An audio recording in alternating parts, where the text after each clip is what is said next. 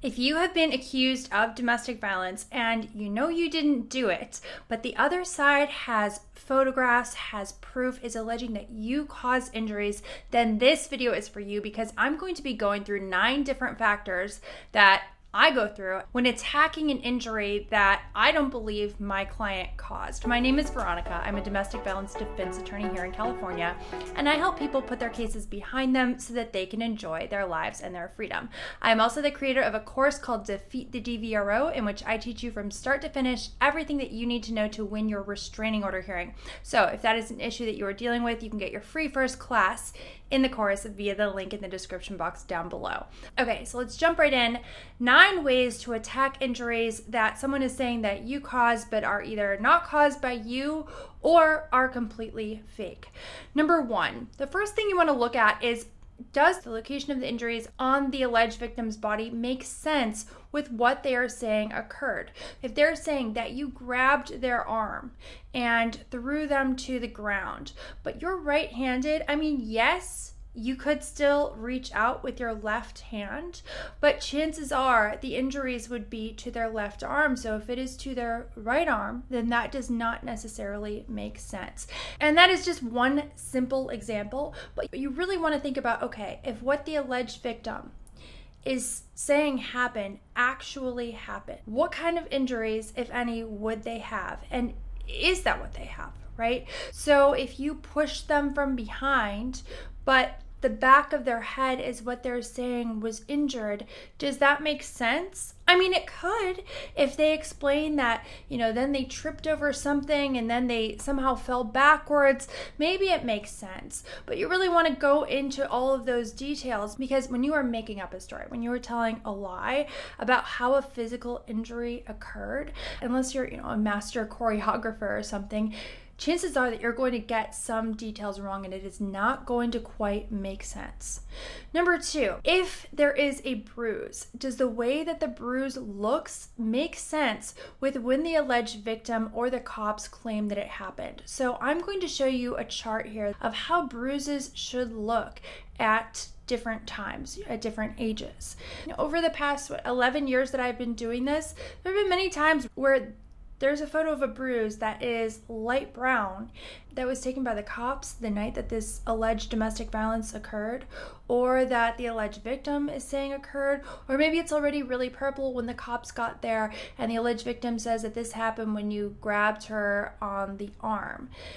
It doesn't really make sense with how bruising generally works. Now, if the case goes to trial, you can have a medical expert actually come and give an opinion as to what the bruise looks like and as to how old the bruise likely is in the photos. But before that, if you're trying to get the charges dropped before court, which is what I do for my clients when they are accused of domestic violence, even just a chart with an article when I'm talking to the DA and explaining like, hey, I know that there is a bruise, but given the color of it, it really doesn't make sense that this happened when the alleged victim or when the police are saying that it happened, because they know that, of course, we can back it up later with an expert if we need to. Number 3, do the type of injuries in the photos make sense with what the alleged victim is saying occurred? So I've had cases where there were photos of scratches on the alleged victim's neck. My client is a man with short nails, and the alleged victim is saying that my client strangled her. Now, scratches could occur if she had long nails and she's saying that she was trying to pry his hand away from her, right? That's possible. But if she says that he strangled me, that's the only explanation, he strangled me, he caused these scratches, well, that doesn't really make a whole lot of sense.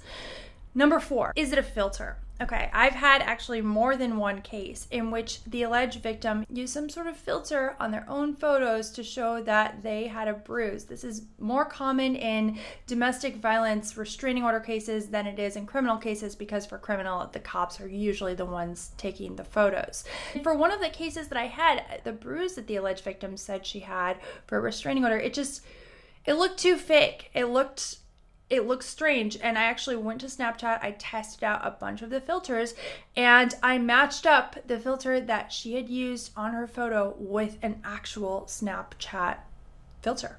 So always check for that, and it's very satisfying in court to be able to show that that's where that injury came from. It's pretty much an instant loss for the other side. Number 5, is there redness or swelling to the face or to the eye area from crying? So in more than one criminal case that I have had, the cops take pictures of the alleged victim whose face is red, whose eyes are swollen, and claim that this swelling and this redness, this is essentially a black eye caused by my client, but it's actually from crying. Some people are ugly criers. I am one of them. If I am crying, just the structure of my face, for whatever reason, it will become very red and my eyes will become very swollen and kind of looks like maybe somebody did sock me. And so it is definitely worth exploring. It can look very severe on some people. So figure out on the 911 call, was the alleged victim crying? I've also, when looking at these cases, have noticed in some body-worn video that when the cops get there, the alleged victim actually didn't look like that, was not red and swollen. But when talking to the police, begins to cry. And then by the time that they take the photos, is suddenly red, swollen, and now looks like maybe they did get beat up when they did not. On that note, number 6, is it makeup? Again, this is something that I actually have come across where someone's mascara, eyeliner, eyeshadow, whatever, is smudged underneath their eye, sometimes above their eye, and the cops come out, and to them, it's a black eye. Maybe they're rookies, maybe they just don't know about makeup. I don't know, but is it makeup? And that's something that could be unintentional on the part of the alleged victim. Sometimes even where they are on the side of the defendant, they didn't want anything to happen, but they're crying because they were in an argument, and suddenly the police are saying, wow, you have a black eye there, and it's literally just mascara smudges. But it can also happen intentionally with contour and highlight and all of that. It wouldn't be that hard to just stamp your thumb in your contour powder and then stick it on your arm, and suddenly now it looks like you maybe have a bruise, or smear it, around your eye. And so something to question then is, did the police officers take any steps to verify that this was a real injury, even if it looked real to them? Number 7, did the alleged victim get medical attention? This one's kind of obvious. If they did, then go through the medical records and see if everything matches up. Sometimes the doctor or the hospital will actually take photographs as well, so you want to see, do those match up? Did they clean the area? And maybe now it actually looks a lot better because maybe whatever makeup was there, either accidentally or on purpose, is gone. Number 8, see if there are any photos or video from around the same time or shortly after of the alleged victim. We know from that bruise chart that even maybe a week after this occurred, or potentially longer given the severity of the bruising, there should still be something there.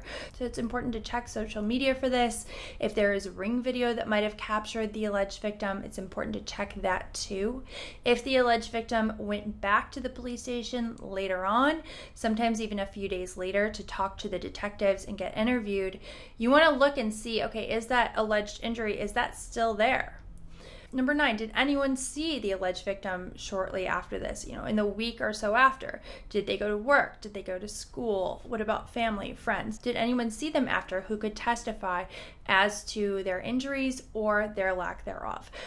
Okay, so those are the 9 factors. And look, if you can sufficiently call into question whether the alleged injury occurred at all, or cast some serious doubt as to whether it was caused by you, then that can be enough to win your entire case. I hope you found this video helpful. And again, if you are watching these videos because you have a restraining order hearing coming up, make sure you get your free first class in the link down below in my course on how to win your restraining order hearing. And if you did find it helpful, please don't forget to like, subscribe, ring the bell, and follow me on Facebook, Instagram, and TikTok.